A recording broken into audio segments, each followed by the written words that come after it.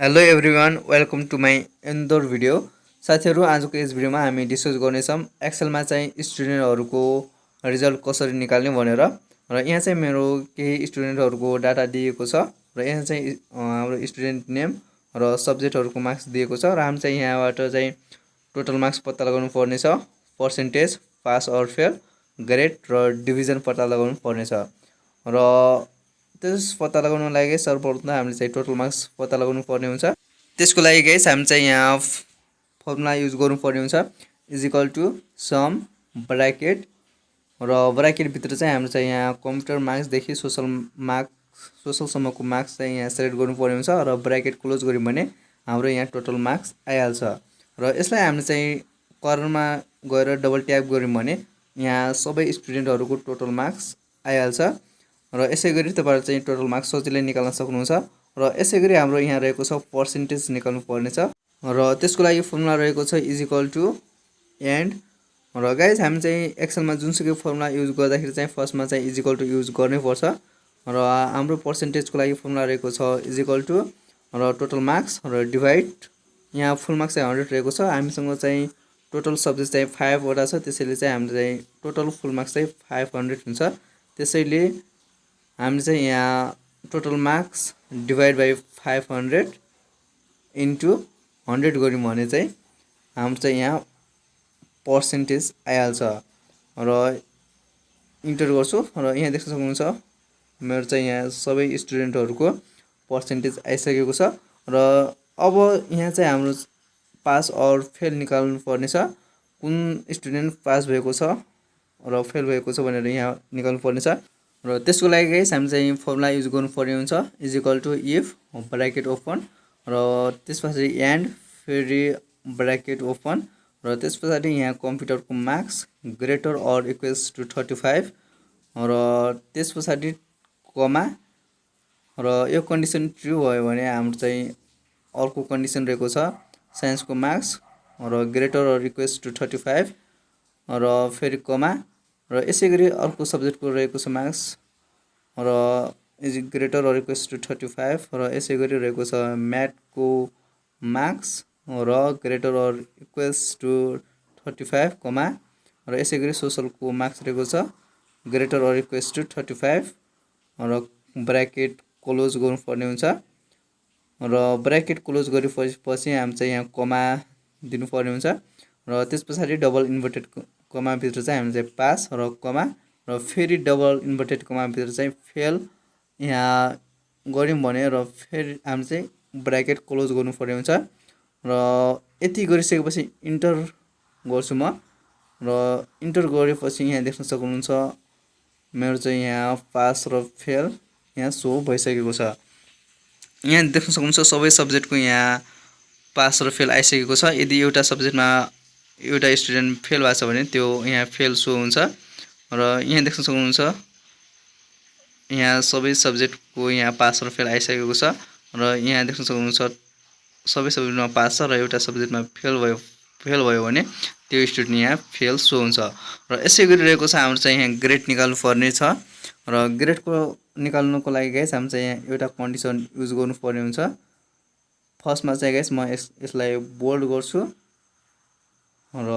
यो हल्का सानो अक्षरमा देखिरहेको छ। र अब चाहिँ यहाँ ग्रेड निकाल्नको लागि गाइस हामी चाहिँ यहाँ कन्डिसन युज गर्नुपर्ने हुन्छ र कन्डिसन यस्तो रहेको छ, यदि कुनै स्टुडेन्टले चाहिँ 90 र 90 भन्दा माथि ल्यायो भने त्यसको चाहिँ ए प्लस आउँछ र 80 र 80 भन्दा माथि आयो भने ए र 70 भन्दा माथि आयो भने बी प्लस र 60 भन्दा माथि आयो भने बी र 50 भन्दा माथि आयो भने सी प्लस र 40 भन्दा माथि आयो भने डी र अदरवाइज स्टुडेन्टको चाहिँ ई आउँछ। र त्यो कन्डिसनको लागि गाइस हाम्रो फर्मुला रहेको छ इज इक्वल टु इफ र ब्राकेट ओपन र percentage greater or equals to 90 र कमा र डबल इन्भर्टेड कमाभित्र चाहिँ ए प्लस। यदि हाम्रो यस कन्डिसन ट्रु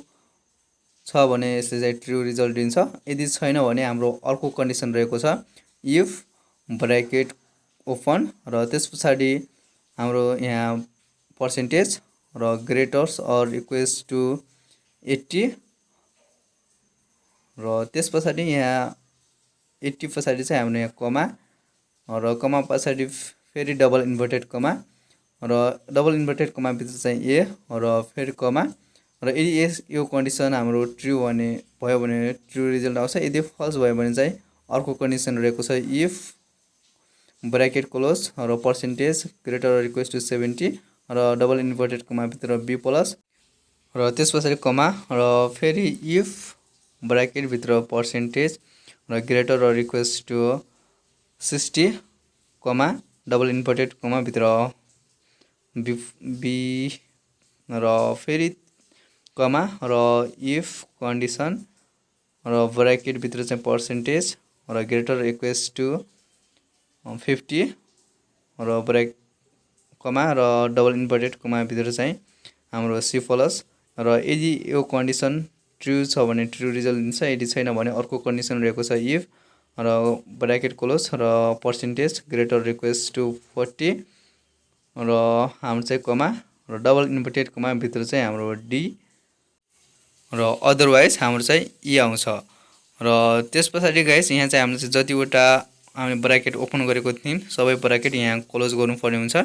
र त्यति गरिसकेपछि यहाँ इन्टर हानिसकेपछि यहाँ देख्न सक्नुहुन्छ मेरो चाहिँ यहाँ ग्रेड आइसकेको छ र यसै गरी तपाईहरुले पनि सजिलै ग्रेड निकाल्न सक्नुहुन्छ सबै स्टुडेन्टहरुको। र अब लास्टमा रहेको छ गाइस हाम्रो डिभिजन निकाल्नु पर्ने छ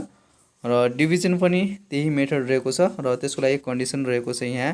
यदि 60 भन्दा माथि छ भने फर्स्ट डिभिजन र 45 मार्क्स भन्दा माथि छ भने सेकेन्ड डिभिजन र यसै गरी 35 भन्दा माथि छ भने थर्ड डिभिजन अदरवाइज पास र यो कन्डिसन युज गरेर चाहिँ हाम्रो चाहिँ डिभिजन निकाल्नु पर्ने छ र त्यसको लागि फर्मुला रहेको छ इज इक्वल टु इफ र ब्राकेट ओपन र त्यस पछाडि यहाँ पर्सेन्टेज र ग्रेटर अर इक्वल्स टु हाम्रो चाहिँ 60 यदि हाम्रो यस कन्डिसन 60 भन्दा माथि आयो भने हाम्रो चाहिँ फर्स्ट यहाँ डिभिजन आउनुपर्छ। त्यसैले म डबल इन्भर्टेड कमा भित्र फर्स्ट लेख्छु र यदि यो कन्डिसन हाम्रो ट्रु छ भने यही रिजल्ट आउँछ। यदि छैन भने हाम्रो अर्को कन्डिसन रहेको छ इफ ब्राकेट ओपन र त्यसपछि पर्सेन्टेज ग्रेटर्स अर इक्वल्स टु 45 कमा र डबल इन्भर्टेड कमा भित्र सेकेन्ड यदि हाम्रो यस कन्डिसन ट्रु छ भने ट्रु रिजल्ट आउँछ। यदि छैन भने फेरि हाम्रो चाहिँ अर्को कन्डिसन युज गर्नुपर्ने हुन्छ र कमा र इफ र ब्राकेट ओपन र त्यसपछि पर्सेन्टेज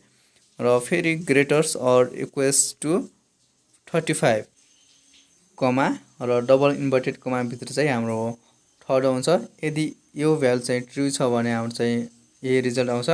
यदि यस भ्यालु ट्रु छैन भने हामीले चाहिँ पास कमा डबल इन्भर्टेड कमा भित्र पास आउने गराउँछौँ र यसलाई चाहिँ हामी चाहिँ ब्राकेटहरु क्लोज गर्छौँ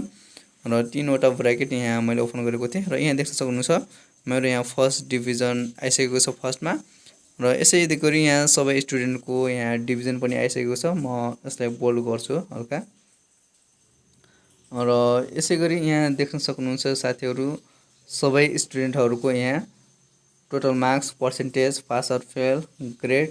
र डिभिजन आइसकेको छ र तपाईहरु पनि यसै गरी सबै स्टुडेन्टहरुको रिजल्ट सजिलै निकाल्न सक्नुहुन्छ।